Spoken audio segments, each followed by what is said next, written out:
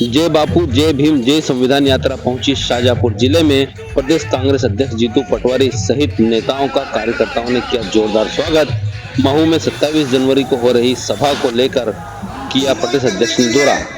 जय बापू जय भीम जय संविधान यात्रा शाजापुर जिले में पहुंची। शाजापुर, शुजालपुर और कालापीपल विधानसभाओं में अलग अलग कार्यक्रम आयोजित किया गया। कार्यक्रम को प्रदेश कांग्रेस अध्यक्ष जीतू पटवारी, पूर्व सांसद और पूर्व मंत्री सज्जन सिंह वर्मा, कालापीपल के पूर्व विधायक कुणाल चौधरी सहित नेताओं ने संबोधित किया। यात्रा के अंतर्गत 27 जनवरी को महू में होने वाली जय बापू जय भीम संविधान यात्रा के अंतर्गत होने वाले कार्यक्रम में सभी को आने का न्योता प्रदेश कांग्रेस अध्यक्ष जीतू पटवारी ने दिया।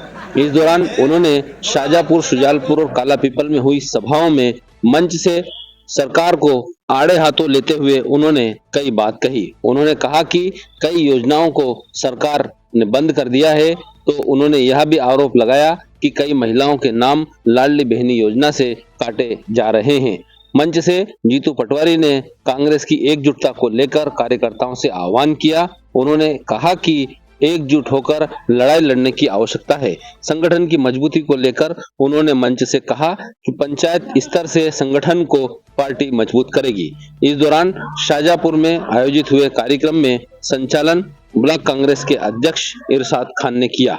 कार्यक्रम में जिला सहकारी बैंक के पूर्व चेयरमैन ठाकुर वीरेंद्र सिंह गोहिल सहित कई लोग मौजूद रहे और नेताओं ने संबोधित करते हुए कांग्रेस पार्टी की मजबूती को लेकर अपनी बात कही। प्रदेश कांग्रेस अध्यक्ष जीतू पटवारी ने क्या कुछ कहा, मालवा अभी तक की इस खबर में आप देखें। यहाँ पर जोरदार स्वागत कांग्रेस के नेताओं ने किया। कार्यकर्ता यहाँ पर मौजूद रहे और वाहन रैली भी कार्यकर्ताओं ने निकाली।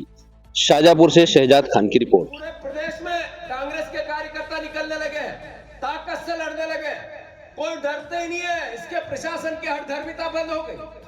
पुलिस वालों का काम सिर्फ कांग्रेसियों को डराने का बचा था। धीरे धीरे वो भी अब सोच समझ रहे हैं क्या करें। अभी पहले टीआई जितना एग्रेसिव था, अब होता है क्या? ये टीआई का काम क्या है? अभी टीआई का काम एक ही बचा है। एसपी का काम भी उसके साथ ही एक ही है कि जहां जुए सट्टे चल रहे हो उनकी रक्षा करो, कुछ गड़बड़ नहीं होना चाहिए। होता है कि नहीं होता है भैया? होता है कि नहीं होता है? दूसरा काम क्या है? अभी मोहन यादव जी ने कहा धार्मिक नगरों में अब शराब पे बंदी लगी, यानी ये कहा अवैध शराब नहीं बिकेगी, अवैध बिकेगी, यही बोला। यहाँ टीआई और पुलिस का दूसरा काम क्या है? जितने ठेके चले उनकी रक्षा करें, और फिर अवैध बिके तो अवैध बेचने वालों को कोई रोकने नहीं चले जाए तो 3 पुलिस वाले वहां चले जाएंगे। सही है गलत?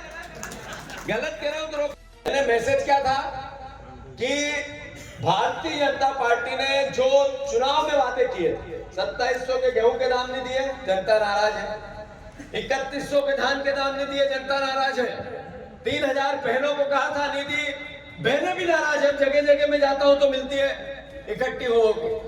450 का गैस सिलेंडर, 33 विभागों की 73 योजनाएं बंद कर दी। संबल भूल गए बोलना क्या होती है। मेधावी छात्र खत्म हो गया, कब स्कूटी देंगे, कब लैपटॉप देंगे।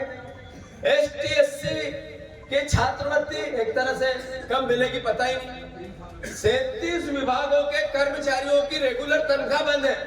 हर महीने जो तनख्वाह मिलती वो नहीं मिलती, एक साल 1 2 3 4 महीने बाद मिलती है। 3 महीने से आंगनवाड़ी आशा बहनें इनकी 3-3 महीने लेट तनख्वाहें दे रहे हैं। मतलब आर्थिक अराजकता है। मुख्यमंत्री का एक ही काम बचा, अधिकारियों को रोज मीटिंग लेना सुबह 9 से 10 और ये काम करना 5000 करोड़ रुपया पर हफ्ते कर्जा कैसे ले। एक दिन अधिकारियों की ब्रीफिंग चल रही थी सज्जन भैया, तो सीएसए नया है अनुराग जैन, इनने कहा सर 3000 करोड़ रुपए का इस हफ्ते इंतजाम हो रहा। मोहन यादव नाराज हो, क्या मेरी बेइज्जती करोगे? 3000 करोड़ रुपए देके 5 से कम लेना मत। मतलब हर महीने हर हफ्ते 5000 करोड़ चाहिए। 5 लाख करोड़ के कर्ज की ओर है प्रदेश। रिजर्व बैंक ने रोक दिया मोहन यादव। सरकार को कह दिया आपकी औकात नहीं बची, लिमिट नहीं बची कि आपको कर्ज मिले।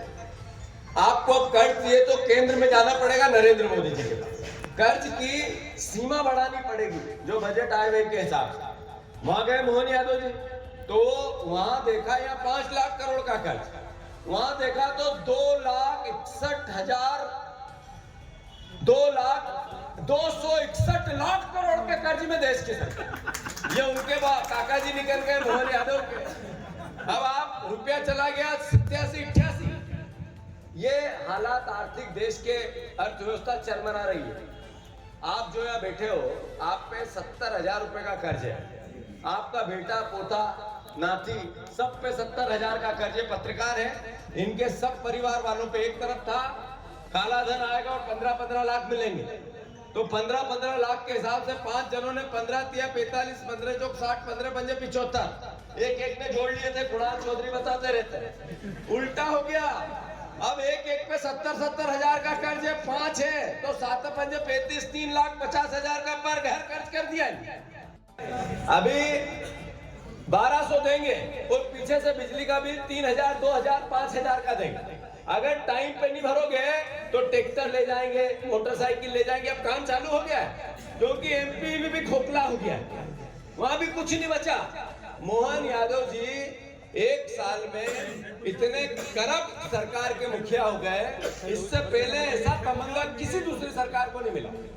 क्या काम है मंत्रियों का? सिर्फ लाल डायरी बनवाना, हिसाब लेना, पैसे उगाना और पैसे जेब में अपनी जेब भरना। अभी परिवर्तन आया इस 10 साल में मोदी जी के। बीजेपी के लोग, बीजेपी के कार्यकर्ता, बीजेपी के नेता अरबपति हो गए और जनता कंगाल। धीरे धीरे आप महसूस करो इस बात को। अभी ये इंदर परमार जी ये कहते हैं मैं आरएसएस का कार्यकर्ता, बहुत सीधे साधे सरल एकदम, और बात करते हैं तो कभी सरलता मुंह से दिखती नहीं, हाथ मुंह भी दिखती है। सही है कि गलत?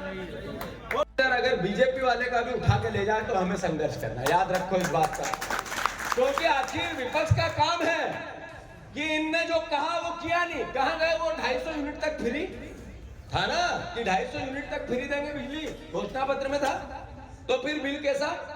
कहां गई वो संबल योजना? कहां गई लाडली बहना को घर देने की योजना? कहां गई लाडली बहना का फ्री में इलाज कराने की योजना? कहां गई बुजुर्गों को 5 लाख रुपए तक का फ्री इलाज कराते थे वो योजना? ये अभी इन्होंने कहा 50,000 तक के शादी ब्याह के पैसे मिलना बंद हो गए कि हो रहे हैं? वो बंद हो गए। खड़गे जी आ रहे हैं, प्रियंका जी आ रही है, जो संविधान की रक्षा की बात करें, जातिगत जनगणना की बात करें। ये जातिगत जनगणना क्या है ये भी समझना पड़ेगी सबको। जातिगत जनगणना की बात जब कांग्रेस और राहुल गांधी करते हैं तो बीजेपी वाले नफरत फैलाते हैं कि अपर कास्ट के खिलाफ बात। बिल्कुल खिलाफ नहीं, जो गरीब है उसकी पहचान कैसे हो, ये है जातिगत जनगणना। अगर अपर कास्ट में भी गरीब है, राजपूत समाज में गरीब है, ब्राह्मण समाज में गरीब है, तो खजाने का अधिकार, सेवा का उस खजाने पे हक नहीं है उस गरीब का। अगर दलितों में ज्यादा गरीब है, आदिवासियों में ज्यादा गरीब है, तो फिर उनको भी सहायता मिलनी चाहिए। आखिर सरकार तो सबकी है ना जो वोट देता है। तो मेरा आप सबसे आग्रह है, जातिगत जनगणना, आर्थिक सर्वे, ये गरीब की पहचान करके उसको सहायता करना, ये राहुल गांधी का सपना है, वो पूरी ताकत से लगे। और जो आरक्षण की बात है, अमित शाह जी ने ऐसे ही नहीं कहा है कि अम्बेडकर सोची समझी साजिश के तहत कहा है। पहले गांधी जी को जिंदा जी गोली मार दी, फिर जिंदगी भर से गालियां दे रहे हैं। सही है कि गलत?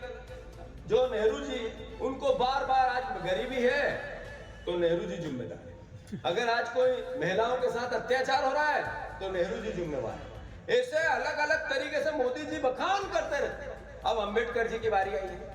अम्बेडकर जी का अपमान यानी संविधान का अपमान।